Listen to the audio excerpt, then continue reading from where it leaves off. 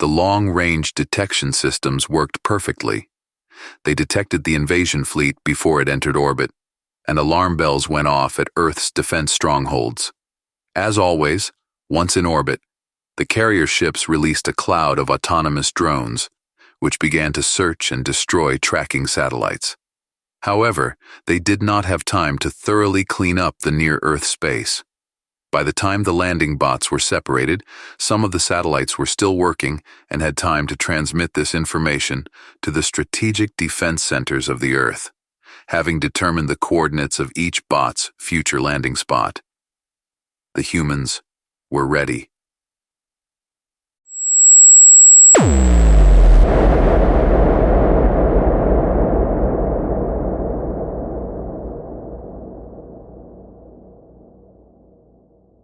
The alarm caught Axel amid total idleness. His wife and daughters had gone to her parents for the weekend, and for once, Axel was entirely on his own. It had been quite a week. 2 days at the city militia training camp, and then 3 days of hard work in the office to make up for lost time. So Axel decided to make the most of the free time he had, namely, not to do a damn thing. Technically, he was on remote duty as one of the officers of the city militia. That was the excuse to not go with the family. No one would be offended. Everyone understood that duty was paramount, and the command wouldn't take it easy on him if he went off duty unauthorized. Axel watched a few of his favorite old science fiction movies and was about to devote most serious attention to the gaming console when suddenly it turned out that the duty was not formal at all this time. At first, he thought the command decided to organize an extraordinary drill after the training camp. But when the buzzing of his personal alarm device on his wrist was joined by a bone-chilling siren that filled the city streets, it became clear that something unusual was happening. For good measure, Axel pulled his cell phone out of his pocket and poked at the screen. There was no connection. By statute, total radio silence was declared in the event of a red alert, and the cell communication providers shut down all their towers. People had already learned from the bitter experience of past waves that the aggressors had no trouble intercepting and decrypting any communication. Good thing Maria and the kids are gone, he thought. Of course, the evacuation tunnel system, designed and built since the last wave, was considered quite reliable, but he was still relieved to know that his loved ones were in the relative safety of the secluded forest estate of Maria's parents. Aggressors always landed only near cities. The siren outside the window finally subsided, and in the ringing silence of surprise, Axel heard through the ajar window as several militiamen ran down the street, clattering and clanking their weapons and equipment. He felt slightly ashamed. Someone was already on their way to the emergency assembly point, while he had barely gotten up from the couch despite his officer rank. He compensated for the embarrassment by rushing to the armor cabinet in the hallway. A few minutes later, he was already trotting down the deserted street, assessing what was going on. The townspeople seemed to have reacted to the alarm with as much efficiency as possible. Some hastily forgotten items were lying around in front of houses, and, as far as he could see through the hedges, some toys, picnic tables, basketballs, and the like were in backyards, but nothing critical. No one had forgotten to put out the fire they had just built for the weekend barbecue. No pets were running around looking lost and frightened, and certainly no civilians were anywhere to be seen. Just focused, serious men in full battle gear came out of their homes. They joined the silent, confident stream, heading for the spacious supermarket parking lot on the city's western edge, which served as a rallying point for the city's militia. Upon reaching the assembly point, Axel was pleased to note the complete absence of any unnecessary fuss and confusion. Of course, partly, it was an impact of the drills that had just been held, but not all of the militia had participated in them. Nevertheless, Everyone acted strictly according to a long-developed plan and performed their duties according to the combat schedule. Even those combat groups, whose commanders had not yet reached the assembly point, occupied the section allotted to them, their members checking their equipment and weapons. The veterans, who had seen the last wave of the invasion, were helping the newcomers adjust their uniforms, trying to cheer them up, though it was evident that the tension had not passed them by. Axel walked straight to the supermarket entrance, where the militia headquarters was located. He was met by an adjutant of Colonel Keston, the commander of the city militia. The proud private saluted and stepped aside, allowing Axel inside. The officers stood around a large folding table on which a detailed map of the city and the immediate vicinity was unfolded. Keston, a tall, lean man with close-cropped gray hair, gave Axel a brief nod and looked around at the people present. In civilian life, Keston was the director of a regional bank whose head office was in the city, so he was quite used to managing a large staff and making difficult decisions. As we expected, the enemy landed in one of the locations the Strategic Planning Department predicted, right here. Keston outlined the area on the map with a pointer. 2 Scarab-class landing boats, each carrying up to 1,500 warriors. Nothing we can't handle. The terrain is comfortable enough, flat with a few gentle hills. There used to be a large farm there, but it's been closed for over a decade, so now it's just open space covered in thick grass. The field is bounded by a river to the north and dense forest to the east. Our forces number up to 4,000 men.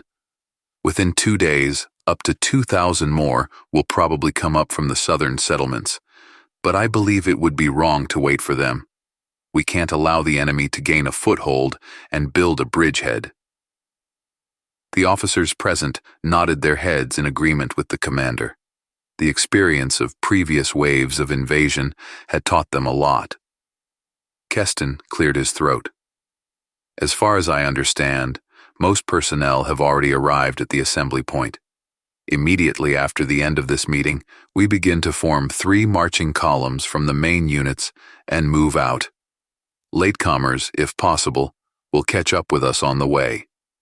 Command of detachments and units are to proceed according to the established schedule. I guess you haven't forgotten everything in the 3 days since the last drill. Any questions? There were no questions. The remark about recent drills and forgetfulness made many officers smile, and the men left in good spirits, as much as possible, knowing that they would soon be in for bloody fighting. Axel was acting as deputy commander of the largest militia unit of about 2,000 men. Major Segura had left the makeshift headquarters a little before Axel and was waiting at the entrance. In civilian life, he served as executive secretary in the City Hall's office. It wasn't a prominent leadership position, but during his time in the militia, he discovered a considerable talent as a tactician, so in 10 years, he had risen to the commander of the Central Regiment. The company commanders are all in place, the major said. Before leaving for meetings, I ordered a thorough roll call to find out the exact number of arrivals, but it looks like the turnout is even higher than estimated. It's up to 95%. Axel nodded. Lucky with the recent drills, he agreed. If, of course, another wave can be called lucky. Well, it is what it is. People haven't had a chance to relax yet. I can tell, he added with a chuckle. Yeah, the major sighed. But duty is duty. He looked at his watch. As soon as the company commanders report on the turnout, we will start to line up. I believe the move-out order will come no later than an hour. As the largest, our column is moving out on 5th National Highway. The couriers are clearing it of traffic now, in case anyone is stuck there at the wrong time. Axel nodded once more. He'd known Hernando Segura for years, and although they'd never developed a special friendship, their relationship was much warmer than formal service. We stood our ground last time, and we'll stand our ground today, Axel said. We are even better prepared now. I'm sure the invaders won't be able to advance a single extra step." They approached the company commanders, waiting in a tight group. Now was the time to prepare for the moving out.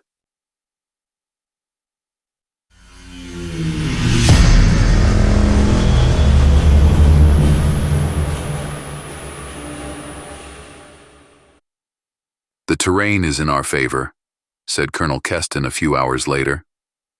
"Major, your regiment is likely to take the brunt of the enemy's attack, as there is too little room on the flanks to deploy a strong force. But you are standing on a small hill. That is certainly a plus." Major Segura nodded. An abandoned granary building was a distance behind the militia lined up in battle order. The top officers of the militia were now standing on the roof of the grain elevator tower, and the entire field of the upcoming battle was in clear view. Two of the aggressors' landing bots had landed at the far edge of the field, at the very edge of the dense forest.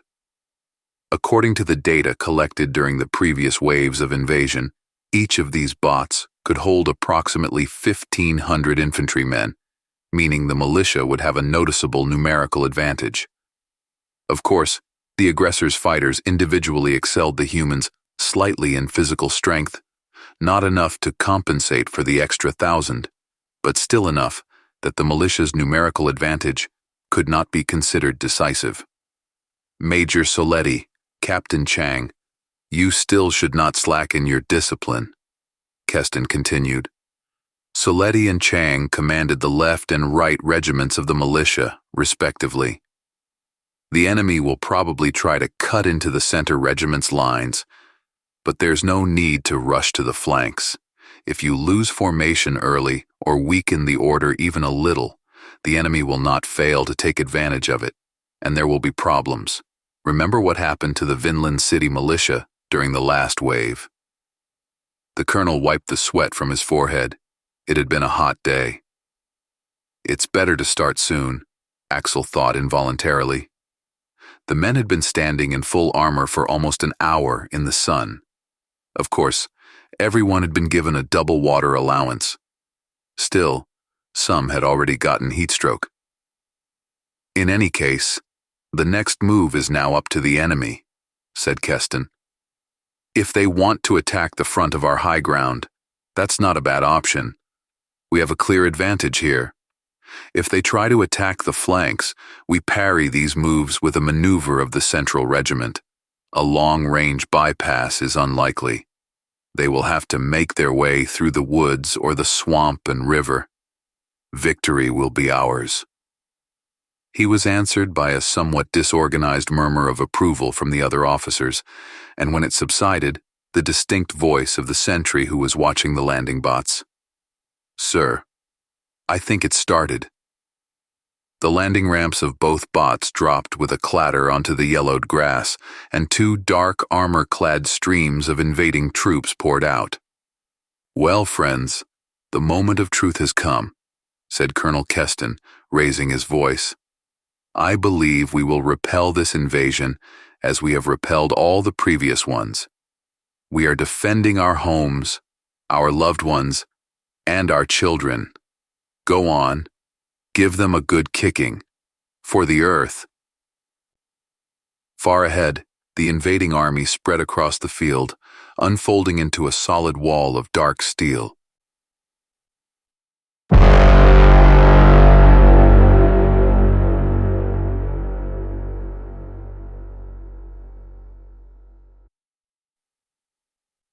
This time, the invaders didn't waste time in a preliminary exchange of arrows. Completely ignoring the efforts of the militia archers, they moved inexorably forward, up the gentle slope, closing ranks and stepping over fallen comrades. Segura lined up his regiment in several rows, with the most experienced and strongest men at the front, mostly veterans of the last wave of invasion.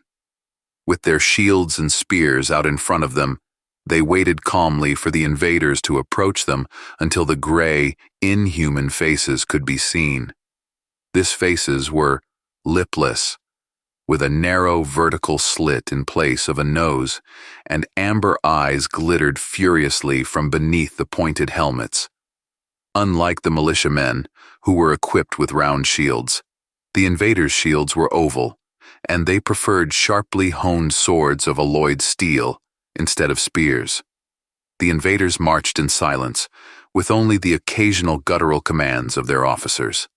When the two armies were no more than 50 paces apart, a siren blared twice behind the militia's backs, and, obeying the command, the center regiment swung forward.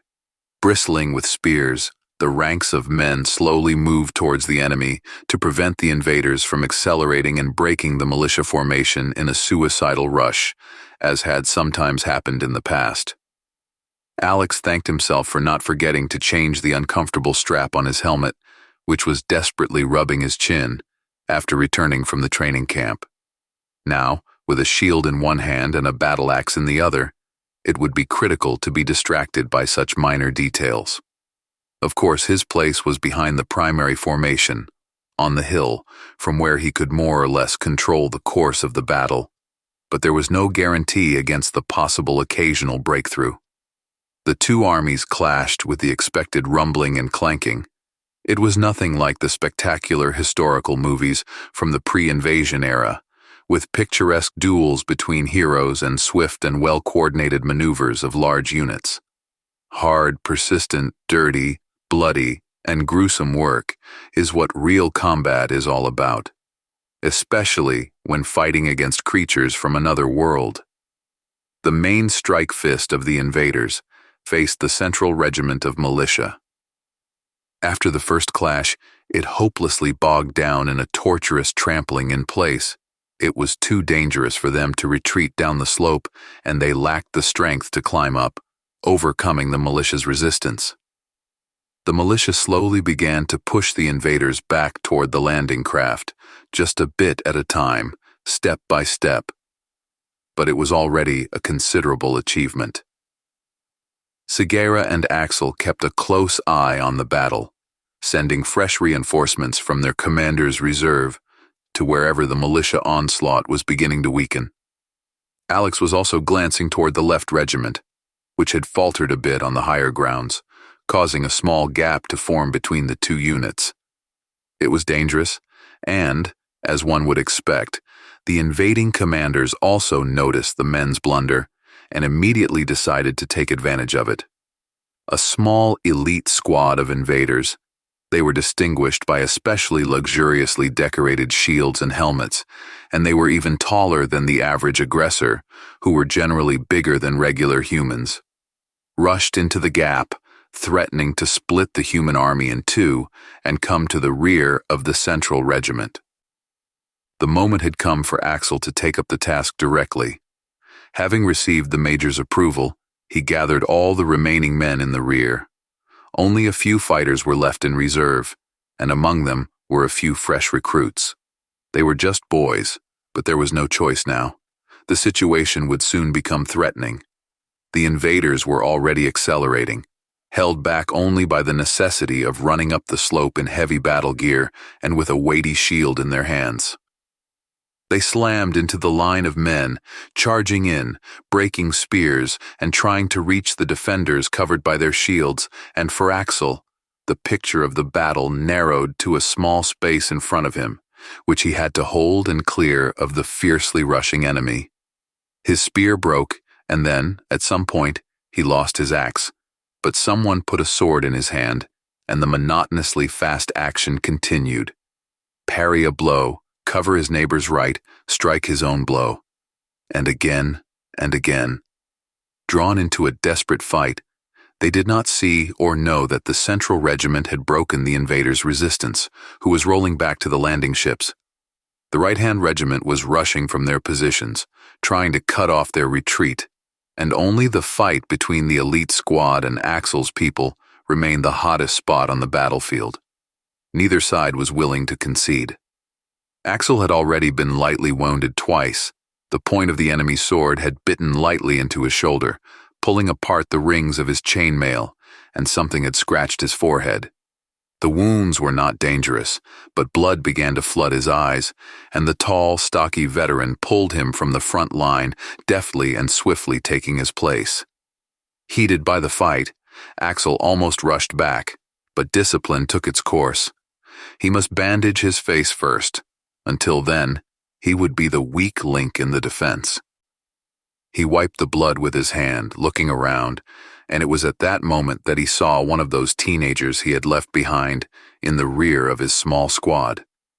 In the boy's hands, there was a cold gleam of an object, which Alex didn't even recognize at once, and when he did, he rushed to the fool before the irreparable happened. He managed to hit the guy's hand a moment before he was about to pull the trigger, aiming at one of the invaders, and the angular Colt 1911 fell to the dusty grass.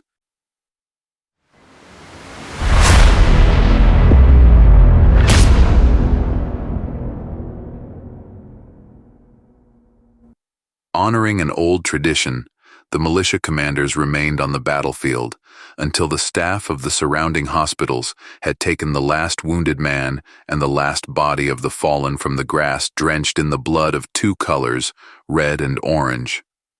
The ban on transportation and communications was lifted once the last invader had retreated to the ships and the two landing bots had taken off. The ban on transportation and communications was lifted once the last invader had retreated to the ships and the two landing bots had taken off. Ambulances scurried back and forth like creepy bees collecting bloody honey, but everyone's mood, even the wounded, was elevated. They had won. Another wave of invasion was repelled. Perhaps not all cities were so lucky. They would learn about that later. But now they could just rejoice in victory and grieve for the fallen, realizing that their deaths had not been in vain. As usual, there were no survivors among the remaining invaders on the battlefield. All of their wounded, even those whose injuries did not seem to be life-threatening, always died, even those who were unconscious.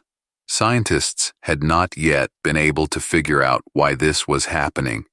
It was assumed to be some sort of post-hypnotic command. But no one knew the exact answer. Siguera looked at the young militiaman who stood with his head down. "Son, where are you from?" the major asked softly. "I don't remember you." The boy sniffed his nose and grimaced in pain. Alex involuntarily rubbed the knuckles of his right hand. Perhaps he had overreacted a little. It could have been limited to a gun knocked out of the boy's hand. Well, at least the lesson will be more memorable. "I'm from Four Poplars, sir. I came to town 2 months ago to go to university." Siguera sighed, shaking his head. Axel realized what he was thinking. This was an apparent oversight by the officer at the recruiting station. Four Poplars was a small village of radical fundamentalists who denied the history of the invasions and believed they were a conspiracy of the world government. How could a guy who had no idea of the history of the resistance be recruited into the militia? He brought his gun with him, of course. In normal cities, all firearms were destroyed long ago. "They would have told you all this in freshman year since you didn't attend a normal school," Siguera said. "But as it happens, I'll explain some of it now. I understand you have some idea of when the invasion started, right? I'm not talking about what exactly happened, but the dates." The boy nodded. "The war of the world government against the people. The invasion first began a century and a half ago with the nuclear bombing of big cities. 156 years and 3 months ago, to be exact," Siguera said. "That's right. But humans were the first to nuke, and then the aggressors responded. The entire eastern seaboard still looks like a glass desert and uninhabitable. There have been 15 waves since then. This is the 16th, and each time, the aggressors used the same weapons as we did, only they were a little more successful. Their airplanes shot down ours, Their tanks destroyed our armadas, and their rifles and pistols shot more accurately and farther than anything we could design. We were losing war after war and seemed to be fighting back only by a miracle in the very last desperate battle when it came to hand-to-hand combat. Until General Mikage met the invaders with a classic samurai army armed with swords, spears, and bows.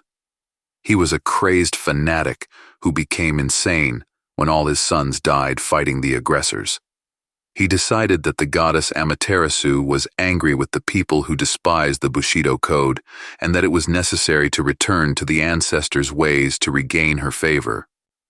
The situation was desperate then, so it was not surprising that he found followers. Imagine their surprise when lined up in front of a large landing boat and waiting for the infantry fighting vehicles to come out and shoot them, sending them back to their ancestors. They suddenly saw the invaders dressed in the same medieval armor and armed with identical swords and bows. Sugiura was silent for a moment, gathering his thoughts. Not everyone could accept it at first, but after 2 more waves, it became clear that the aggressors followed some strange code that forced them to fight with weapons at most slightly superior to those used by the defending ones. We still don't know where they came from or why they attacked us, but we finally managed to build a more or less adequate defense. That's why no more professional militaries and armies exist. The same, but slightly better ones will come out of the ships against them. And this is why everyone is strictly forbidden to use firearms in combat.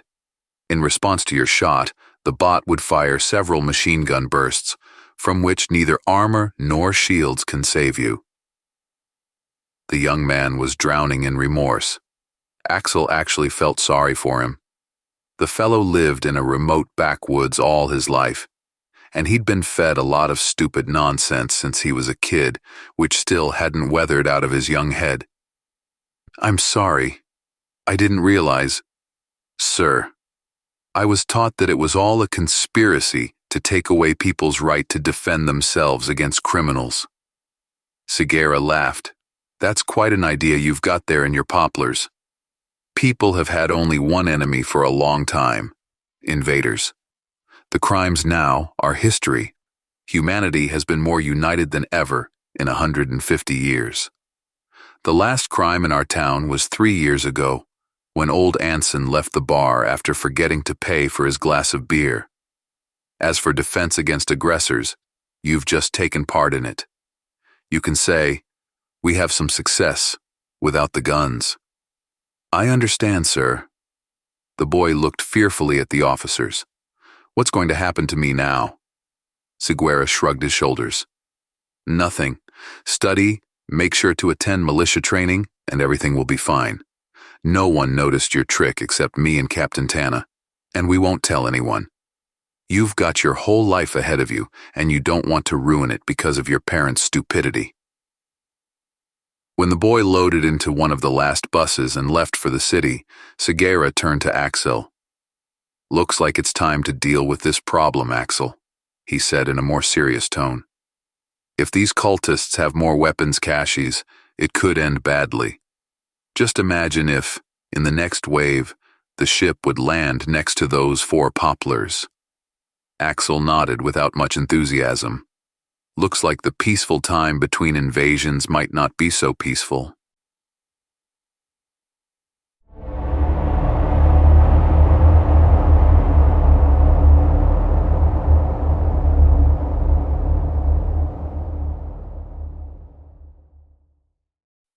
Agtol, a second-level strategist, pressed a terminal key, stopping the video at the moment when a junior partner officer knocks a pistol out of the hand of one of his fighters. "That's reassuring," he said to Mungomad, the third-level strategist, trying to ignore the somewhat comical look that Mungomad's bandaged head gave him. In the heat of battle, one of the junior partners had managed to knock Mungomad's helmet off and deliver a glancing blow, skinning him and severing one ear. Of course, everything will regenerate after some 40 days, but right now, Mungomad looked like a poorly sewn training dummy for beginners. Yes, it seems the junior partners are beginning to get into the spirit of the great code of the game, Mungomad replied. But only at a basic level for now. They're still playing a bit too rough. Of course, the warrior faction is only too happy to finally have partners with whom they can compete in accordance with their charter. You've shown some enthusiasm yourself, even though you belong to a different faction. Agtol could not help but sneer a little. My rank requires my presence on the playing field, Mungomad parried. As Supreme Controller, you can watch everything on the screens, but I, as a first-level game inspector, have to see everything in person, and my honor as a player does not allow me to be a passive observer, even though I come from the humble faction of philosophers. Agtol raised his neck crest soothingly. There is no need to get so heated, my friend. I did not mean to offend you. Everyone has his own way, but the Great Code is one and only. And yet, sometimes, I wish it would allow me to tell my junior partners how to simplify the game. The people of this planet seem promising to me, but they are stuck at one stage. They've played 4 games in a row by the same rules. The warrior faction is just preying on them. Mungomad sighed. Alas, in his last speech, the supreme archon of the game had specifically mentioned that each junior partner should have complete independence in their in-game decisions, and that any information about the structure of the games could spoil the natural course of events. We don't impose our own rules. We accept other people's and play by them. The wisdom of the Supreme Archon is infinite. The great code of the game has led the galaxy to prosperity for 18,000 years. It has educated more than 100 junior partners and helped them to get rid of aggressiveness and feel the spirit of the game. There is no doubt about that, Agtol said. Still, I don't understand why these junior partners continue to play with such ferocity. Of course, it's not nuclear weapons anymore, but still, they have that funny game on the board. What's it called? Chess, Mungomad said, struggling to pronounce the strange word. My faction appreciated it, by the way. He closed his eyes tiredly. Hopefully 3 or 4 more games, and they'll realize you can play without killing. The warrior faction is starting to get on my nerves.